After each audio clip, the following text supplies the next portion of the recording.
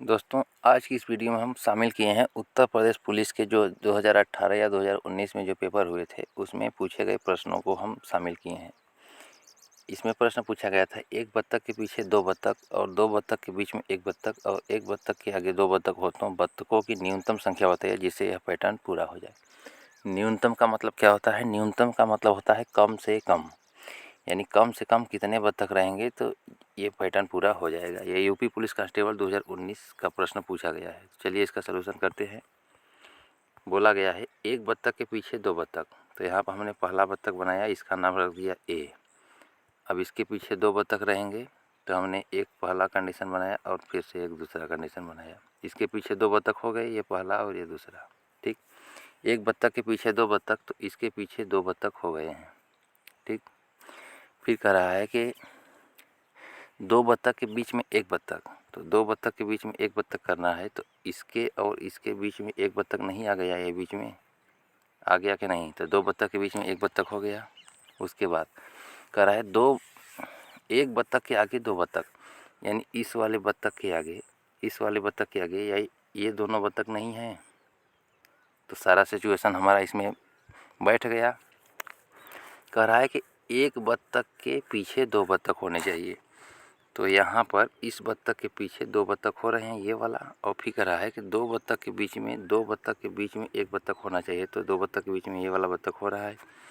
फिर कह रहा है एक बत्तख यानी इसके आगे एक बत्तख के आगे दो बत्तख होना चाहिए, तो इसके आगे क्या ये दो बत्तख नहीं है? तो पूछा गया है बत्तखों की न्यूनतम संख्या बताइए। तो न्यूनतम का मतलब होता है कम से कम, तो कम से कम हमारे पास एक, दो और तीन बत्तख रहेंगे तो ये हमारा पैटर्न पूरा हो जाएगा। तो ऑप्शन नंबर 20 का बिल्कुल सही जवाब हो जाएगा। अब चलते हैं अगले प्रश्न पर। अगला प्रश्न है, एक विद्युत ट्रेन पूर्व से पश्चिम की ओर जा रही है और हवा उत्तर से दक्षिण की तरफ चल रही है, तो ट्रेन का धुआं किस दिशा में जाएगा? ये यूपीएसआई 2017 का प्रश्न है। इसमें पूछा गया था एक विद्युत ट्रेन पूर्व से पश्चिम की ओर जा रही है और हवा उत्तर से दक्षिण की तरफ जा रही है, तो ट्रेन का धुआं किस दिशा में जाएगा? यहाँ पर लिखा गया है विद्युत ट्रेन। विद्युत ट्रेन तो भाई लाइन से चलती है, वो कहाँ धुआं देगी? जो विद्युत ट्रेन है वो तो लाइट से चलेगी, बिजली से चलेगी, तो धुआं कहाँ देगी? तो इसका सही जवाब हो जाएगा ज्ञात नहीं हो सकता या इनमें से कोई नहीं। बहुत सारे लोग क्या करेंगे कि आपके हवा चल रही है उत्तर से दक्षिण, जब उत्तर से दक्षिण हवा चल रही है तो हवा का प्रेशर दक्षिण की तरफ है तो धुआं भी दक्षिण की तरफ जाएगा। ऑप्शन नंबर बी लगा करके आ जाएंगे। तो जब विद्युत ट्रेन है तो उसमें कहाँ धुआं आएगा? बहुत सारे स्टूडेंट इस प्रश्न में गलती किए थे, लगभग 90% स्टूडेंट इस प्रश्न में गलती किए थे। तो इसका सही जवाब हो जाएगा कि ज्ञात नहीं हो सकता, क्योंकि विद्युत ट्रेन धुआं नहीं देती है। अगला प्रश्न है, बस स्टेशन से प्रत्येक बस 45 मिनट के अंतराल पर चलती है। जब मोहन बस स्टैंड पर पहुंचता है तो पता चला कि 11 मिनट पहले बस जा चुकी है। अगली बस 9:45 पर जाएगी, तो मोहन बस स्टैंड पर कब पहुंचा? यानी कि ये कहने का मतलब है कि मोहन एक बस स्टैंड पर गया, वहाँ से प्रत्येक बस 45 मिनट के अंतराल पर चलती है।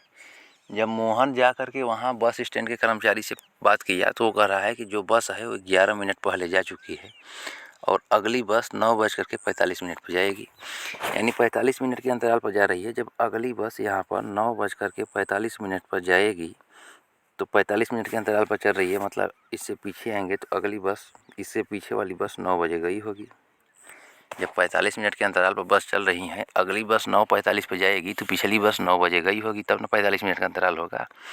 कह रहा है जब ये पहुंचा तो वहाँ के कर्मचारी बता रहे हैं कि बस 11 मिनट पहले जा चुकी है, यानी कि ये 11 मिनट लेट में गया। 11 मिनट लेट में गया तो 9 से 11 मिनट लेट हो जाएगा, तो 9:11। ये जो है 9:11 पर गया, तो वहाँ के कर्मचारी बोले कि जो बस है वो 11 मिनट पहले जा चुकी है, अगली बस 9:45 पर जाएगी।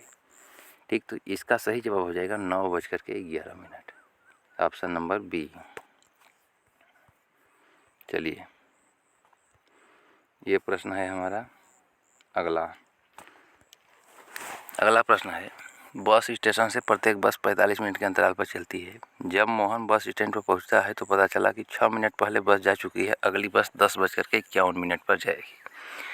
अगली बस 10:51 पर जाएगी, यानी 10:51 पर अगली बस जाएगी। अब बस चल रही है 45 मिनट के अंतराल पर, तो इससे पिछली बस जो है इससे 45 मिनट पहले गई होगी, तो यानी ये 10:06 पर गई होगी।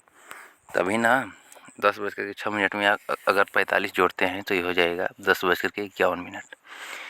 तो 10:06 पर पिछली बस गई है, लेकिन जब वो वहाँ जाता है तो उसको पता चलता है कि बस 6 मिनट पहले जा चुकी है, यानी ये 6 मिनट लेट में पहुँचा। 10:06 पर बस गई और ये बस जाने के 6 मिनट बाद में पहुँचा, यानी 10:12 पर पहुँचा। जब 10:12 पर पहुँचा तो वहाँ पता चला कि जो बस है वो 6 मिनट पहले जा चुकी है। बस तो जानी थी 10:06, लेकिन ये पहुँचा है 10:12 पर। बस जाने के 6 मिनट लेट पहुँचा है, तो इसका सही जवाब हो जाएगा कि बस जो गई थी, यानी ये जब मोहन वहाँ पहुँचता है या तो वहाँ पर 10:12 पर ये वहाँ पहुँचता है। ठीक। अगला प्रश्न है 15 व्यक्ति किसी काम को 30 दिन में कर सकते हैं, तो इसी काम पर कितने व्यक्ति और लगाना होगा ताकि यह काम 10 दिन में समाप्त हो जाए। आप थोड़ा सा कॉन्सेप्ट समझिएगा, इसका कॉन्सेप्ट क्या होता है। जैसे कि 5 व्यक्ति किसी काम को 5 दिन में करते हैं, यानी एक दिन में 5 आदमी लगेंगे और यह काम 5 दिन तक होगा, यानी 5 आदमी डेली काम करेंगे 5 दिन तक, तो काम कितना हो गया 25। भाई 5 आदमी एक दिन में काम करते हैं, 5 आदमी, और वो काम 5 दिन में समाप्त करते हैं, यानी वो 25 आदमियों का काम है। तो इस 25 काम को चाहे हम 5 आदमी 5 दिन लगा करके करें, याद कि तो हम 25 आदमी को एक ही दिन में लगा कर करें तो भी काम समाप्त हमारा हो जाएगा। थोड़ा सा एक बार और समझिए। जैसे कि हमने कहा 6 आदमी किसी काम को 10 दिन में करते हैं, यानी 6 आदमी लगेंगे और काम 10 दिन में समाप्त हो जाएगा, यानी काम जो है हमारा वो 60 आदमी का है। चाहे हम 6 आदमी को 10 दिन में लगा कर करें, चाहे हम 15 आदमी को 4 ही दिन लगा दें, तो भी काम हमारा समाप्त हो जाएगा।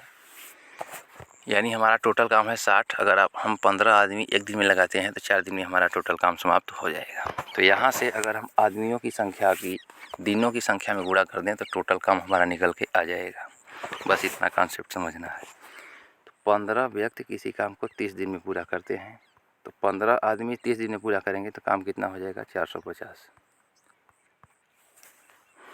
अब कह रहा है कि इसी काम पर कितने व्यक्ति और लगाना होगा ताकि काम 10 दिन में समाप्त हो जाए। ठीक। तो ये 450 आदमी है, काम जो है 10 दिन में समाप्त होना है, यानी 450 में किस संख्या से हम भाग दे दें कि हमारा 10 बार पूरा कट जाए। तो यहाँ पर हमको भाग देना पड़ेगा 45 से। 450 में जब हम 45 से भाग देंगे तब ना ये पूरा 10 बार में कटेगा।